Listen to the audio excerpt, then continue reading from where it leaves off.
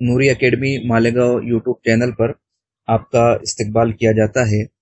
یہ چینل اردو ادب اور جملہ اصناف ادب کی تاریخ کی تشہیر کے حوالے سے بنایا گیا ہے۔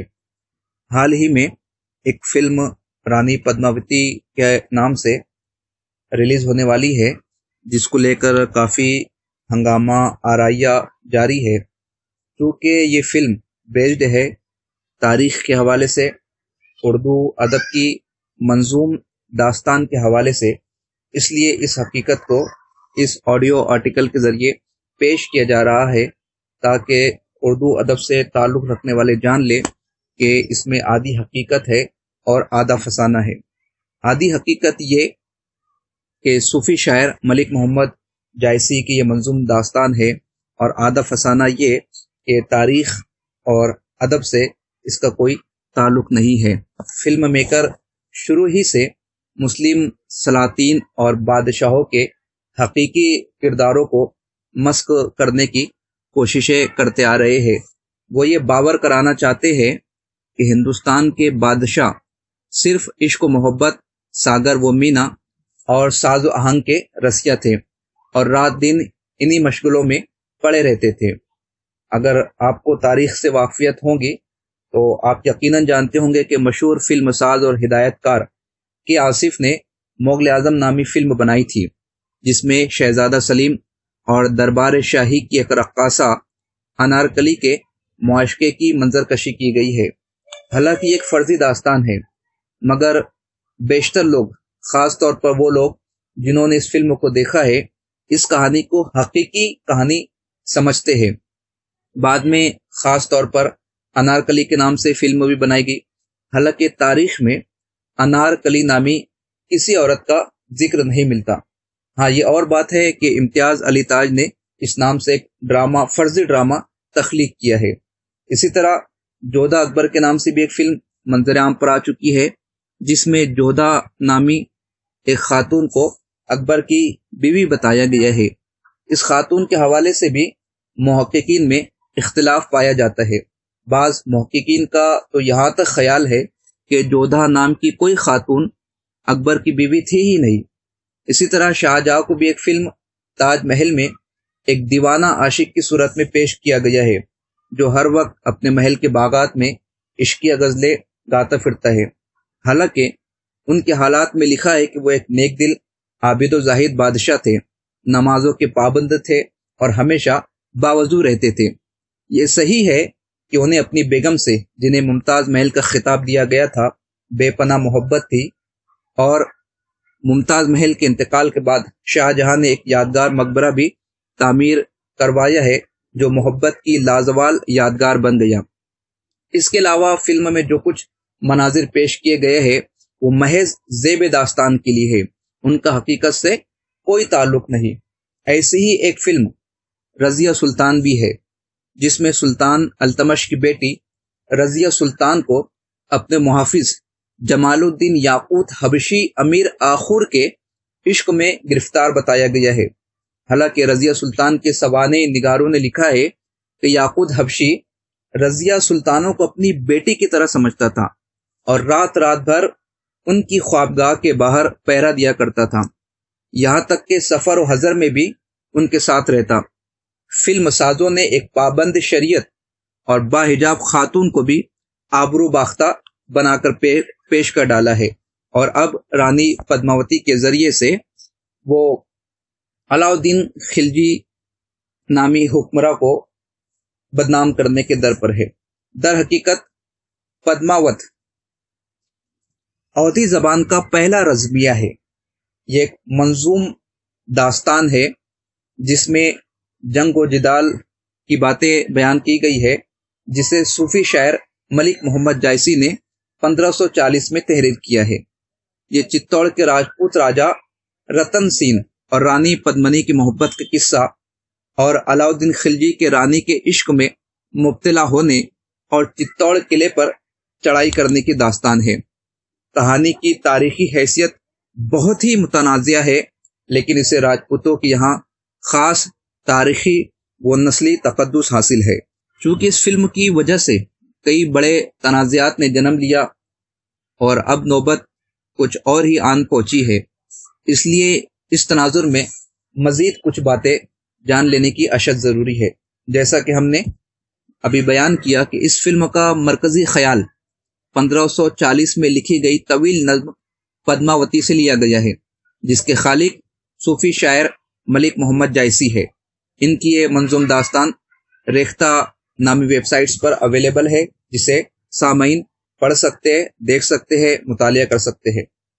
اس نظم کے مطابق کہانی میں ایک راوی ہے طوطا، جو چتوڑ کی رانی پدماوتی کے لیے شوہر تلاش کرتا ہے اور کئی موقعوں پر اپنی جان بچا کر اس کہانی کو آگے بڑھاتا ہے۔ نظم کے مطابق سلطان علاؤالدین خلجی مہارانی پدماوتی کے حسن کے بارے میں جان کر اس پر فریفتہ ہو جاتا ہے اور اس کو حاصل کرنے کی خاطر چتوڑ پر چڑھائی کرتا ہے۔ چتوڑ کا راجہ رتن سین قلعہ بند ہو جاتا ہے۔ سلطان کئی مہینے انتظار کرنے کے بعد شکست خوردہ ہوتا ہے اور ایک موقع پر راجہ رتن سین سلطان کو محل میں کھانے کی دعوت دیتا ہے، جہاں وہ آئینے میں یا پانی میں مہارانی پدماوتی کا دیدار کرتا ہے۔ سلطان مہارانی کو حاصل کرنے کے لیے راجہ رتن سین کو دھوکے سے قید کر کے دہلی لے آتا ہے، جہاں سے مہارانی پدماوتی اسے آزاد کروا لیتی ہے، جس کے بعد سلطان اور راجہ کے درمیان کھلی جنگ ہوتی ہے، جس میں راجہ جان سے جاتا ہے اور مہارانی جوہر کر لیتی ہے۔ شوہر کی مرنے کی وجہ سے کئی سہیلیوں کے ساتھ جوہر کر لیتی ہے، آگ میں جل جاتی ہے۔ اب یہاں سوال پیدا ہوتا ہے کہ اگر سنجے لیلا بھنسالی کی فلم کا مرکزی خیال صوفی شاعر محمد ملک جائسی کی نظم سے ہی لیا گیا ہے، تو پھر ہندوستانی راجپوتوں کے اعتراضات کی گنجائش نہیں بنتی، کیونکہ اس نظم کی بابت ہندوستان میں ہر کوئی واقف ہے کہ یہ راجستھان سمیت کئی ریاستوں کے نظام میں بھی شامل ہے، اور خود اس کے تخلیق کار رائٹر ملک محمد جائسی نے اپنے نظم کے آخر میں یہ تحریر کیا ہے کہ یہ صرف ایک خیالی قصہ ہے، حقیقت حال سے اس کا کوئی تعلق نہیں۔ باوجود اس کے اس پر ہنگامہ آرائیہ ہو رہی ہے، متنازع بیانات دیے جا رہے ہیں اور علاؤالدین خلجی کی شخصیت کو توڑ مروڑ کر پیش کرنے کی کوشش کی جا رہی ہے۔ معروف تاریخ دان محمد احتشام الدین دہلوی کا خیال ہے کہ اس کہانی میں بیان کردہ واقعات کو سچ مان بھی لیا جائے تو تاریخی وجوہات کی بنا پر اس واقعے کو سلطان غیاث الدین خلجی سے جوڑا جا سکتا ہے، جو علاؤالدین خلجی کے 200 برس بعد مالوا کا حکمران گزرا ہے، اس لیے کہ علاؤالدین خلجی کی حیات اور ملک محمد جائسی کی تحریر میں تقریباً 200-250 سال کا عرصہ گزرا ہے۔ اتنے سالوں کے بعد ملک محمد جائسی نے یہ عشقیہ داستان کو قلم بند کیا ہے۔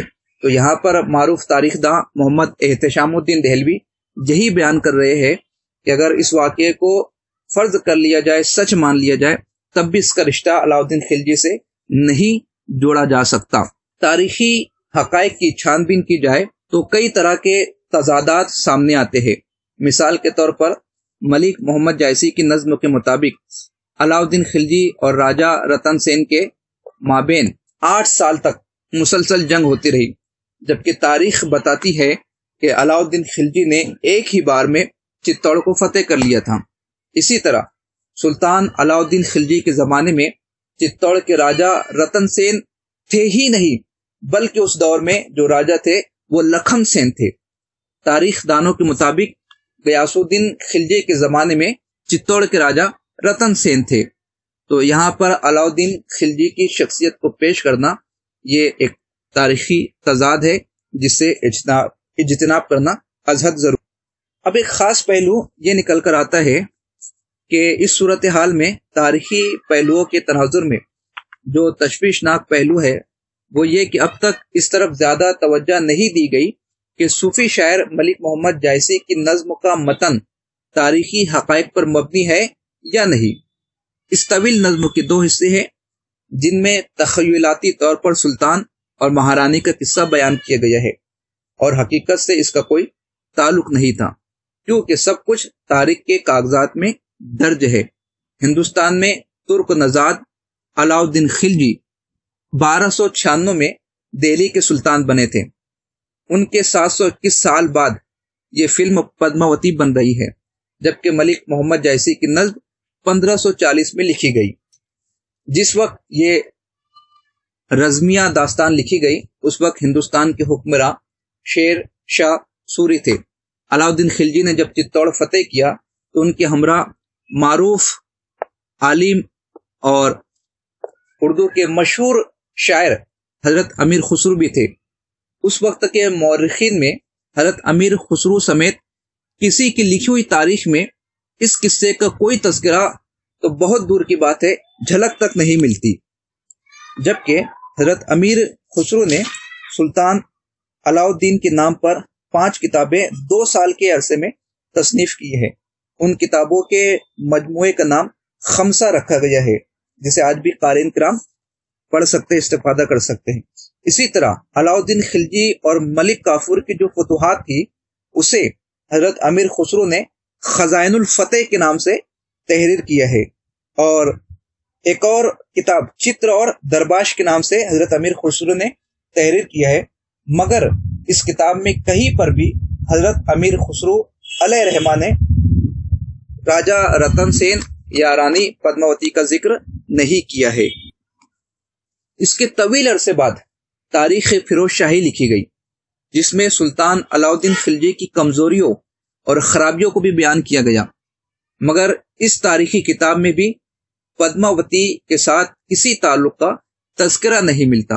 لہٰذا اس تناظر میں سب سے زیادہ ناانصافی کسی کے ساتھ ہوئی ہے تو وہ ہندوستانی راجپوت یا سنجے لیلا بھنسالی نہیں، نہ ہی مہارانی پدماوتی اور دیگر ایکٹریس ہے، بلکہ وہ تاریخ کا معروف حکمراں علاؤالدین خلجی ہے، جس کے کردار کو پہلے ایک نظم میں مسخ کیا گیا اور اسی مسخ شدہ تصور کی توسیع زیر نظر فلم پدماوتی میں کی جا رہی ہے۔